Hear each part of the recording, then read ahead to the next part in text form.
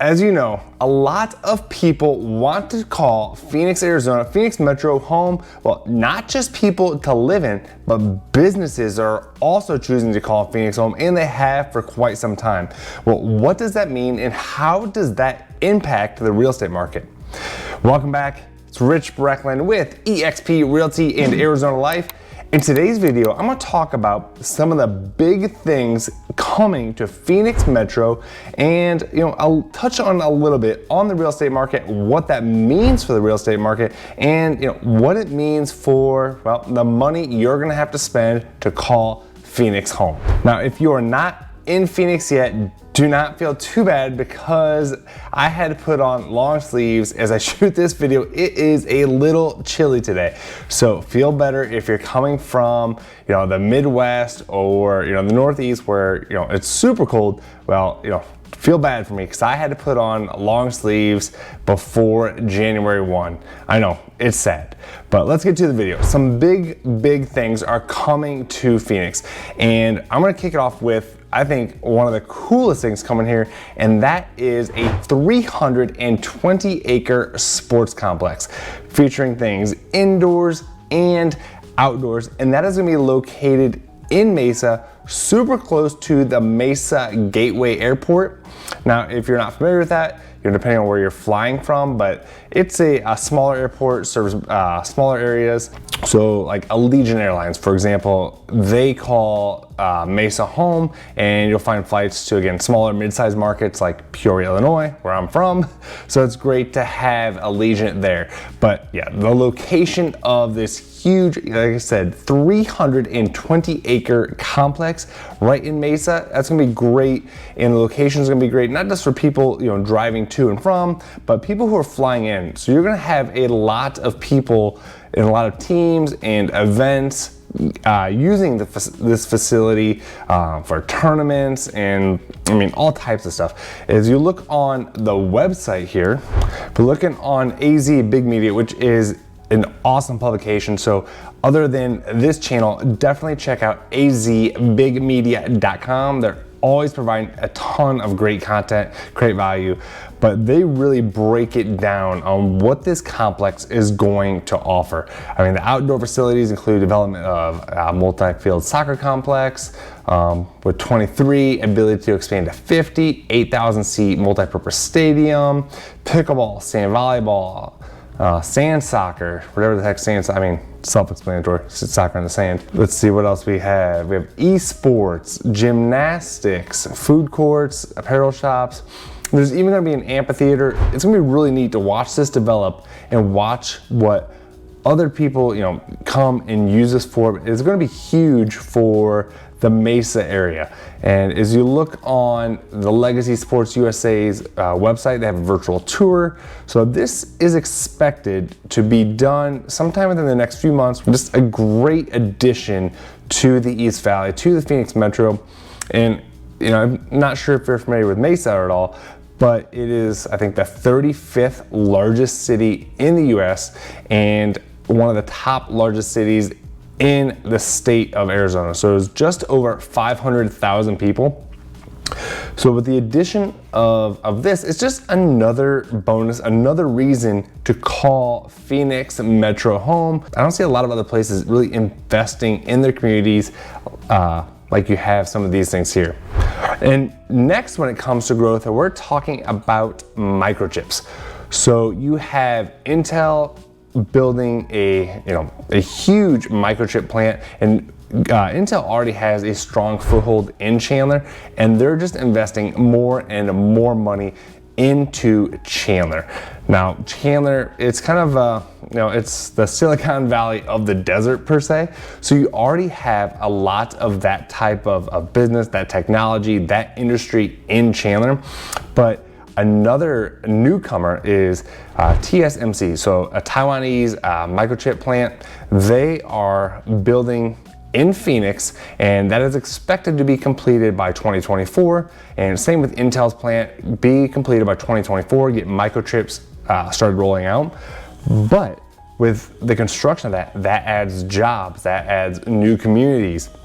That is a lot of money being pumped into, the Phoenix metro area. So I think the Taiwan build, that's 12 billion, and I believe Intel's build is going to be a 20 billion. Yes, with a B. Now with Taiwan's first phase, it's going to bring 1,900 jobs just in the first phase alone. So that's a lot of jobs. Think about it, builders, construction, just the infrastructure alone to support that. That's going to be huge, and it's really going to help the economy, in this area. Now, I'm not sure, how many employees TSMC is going to have, but to date, Intel employs over 12,000 people right here. So I assume that number is going to grow with this next plant, but that's a lot of high-tech jobs, high-tech careers that you're going to be pulling people from who are looking in other parts of the country.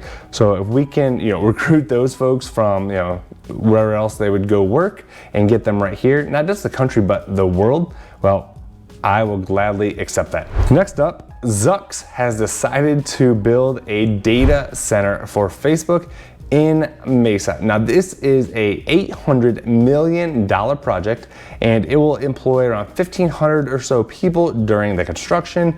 And then once it is fully built out, there's gonna be around 100 or so workers full-time at the plant. So it's pretty cool to have all of this tech, type of businesses in these data centers right there in Mesa. Now, Facebook is not the first company to have a data center in Mesa or in the East Valley. So you have, Google, some other tech companies, but they are, they're choosing this area, and a lot of different reasons, but support from the government, local and state, the quality of talent, and the infrastructure of this area. So it is attracting, it's attracting companies from all over it, and that is huge when it comes to building growth and attraction. And this area is going to continue to grow, even though it's grown so much over the last 20 years. Is going to continue to grow even more as more and more companies do the same thing. So what does that mean as far as home prices? Well, in the last year, so we're rounding out, ending 2021, and there were almost 87,000 single family homes sold. Now I'm not talking about townhomes or condos, single family detached homes. Last year there was around the same number. However, last year that sold price on average was around $425,000 for, I'm talking our entire MLS. This year, $540,000 on average. So on average, the home price went up around a little over $115,000, give or take. Look at that math kicking in. We're going to continue to see that growth year over year. I know just in Gilbert, year over year, the growth has been 40.8%. Huge. So when you start seeing it, these big companies, the talent getting recruited to this area, and just, in general, 200 to 250 people per day moving to Phoenix, and that's been steady for a while. Well, supply and demand, and if we still continue to have supply chain issues with new builds, well, that's going to cause resale home prices to continue to go up. Now I'm going to do a video later, and it's going to talk really a lot about the market, what we're seeing. Are you going to be priced out of the market? And what the future holds. Is a crash coming? Is a crash never going to happen? When's the correction happening? All I can say is right now things are looking strong as far as the housing market. Things are still selling super quick. Things are multiple offers, and I don't see a slowdown anytime soon. I mean, it's still a great area to live. Now there is a cost of waiting as interest rates are looking to trickle upward. I mean, they're still a great spot, but by the end of Q2, Q3, I've heard from people smarter than I am in that industry that we are going to see an increase in interest rates, but we are also going to see an increase in average home prices. So the cost of waiting is a real thing. I really don't care what my clients do, whatever fits their needs. All I can do is educate and support whatever that is, and I'm there for them when they make that decision. But if you're looking to buy now and able to buy now, I would strongly suggest you do that. versus waiting, 6 to 8 months where that same home could cost you, quite a bit more, like the people who last year wanted to wait till this year and that cost them over $100,000. So I don't want that to be you if that is something you're looking to do. But if you are ready to make that move, send me an email, let me know. Happy to help. Any questions, always post them in the comments or in the email. Rich Brecklin, eXp Realty, Arizona Life. Take care.